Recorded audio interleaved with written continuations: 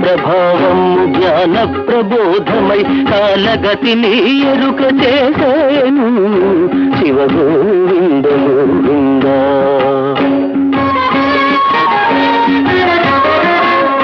కలియుగమ్మున 5000 పిమ్మట మను ధర్మమే మారిపోయేను, కుల వివక్షత కూలిపోయేను, మానవులలో నీతి మటు